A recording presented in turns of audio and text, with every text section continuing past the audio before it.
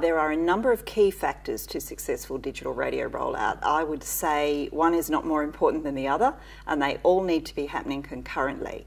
You need to have the VHF band 3 spectrum that can transmit DAB+. You need high powers. You need a lot of receivers in the market at low cost. You need a marketing and PR campaign. You need a united voice to government from public service and commercial broadcasters, and you need to keep going. You just don't stop. I think there's now been enough successful launches of digital radio in different markets that you can start to pull out some things that work wherever you try them. So you need loads of cooperation, you need a great regulatory framework, and most of all, you need radios in the shops and listeners and consumers knowing that there's a great choice of stations, that you can get your existing favourite radio channels but also some new choices in the shops now at a decent price.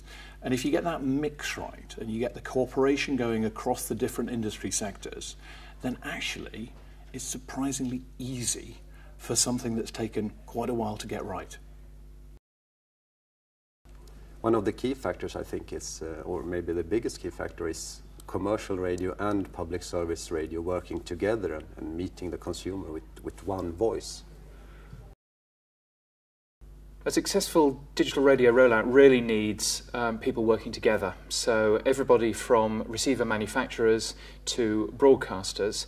Generally speaking, broadcasters don't necessarily work together too much.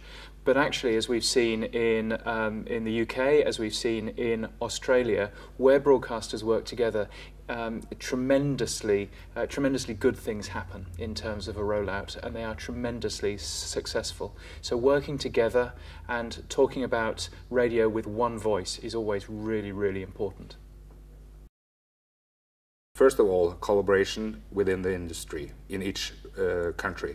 In Norway, we have this organization I represent, which again represents 98% of all listening in Norway. So that's extremely powerful when we go to the government and are telling them what we need to do to ensure radio's future.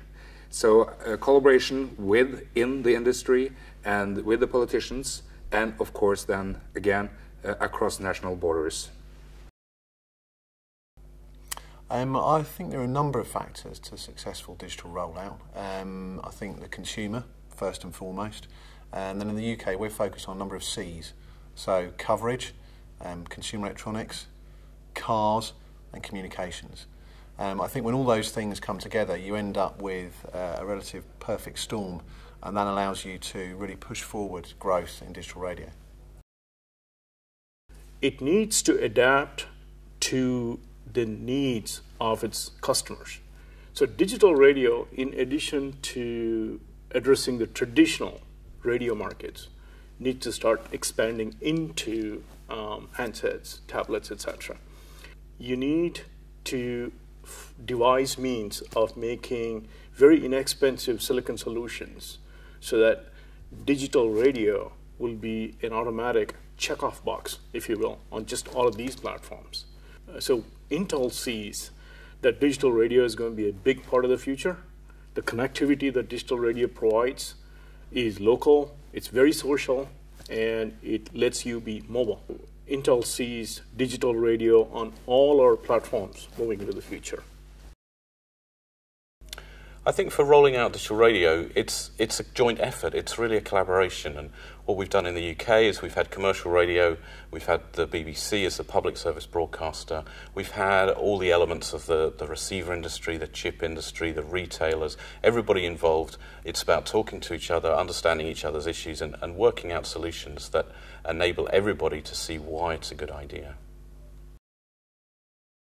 Well, I think looking at our own experience, the key factors are the availability of spectrum, the availability of receivers, and of course of a good marketing campaign to get over the message correctly. And I also think that another very important thing is, of course, good content. Collaboration is the only way to be successful in digital radio.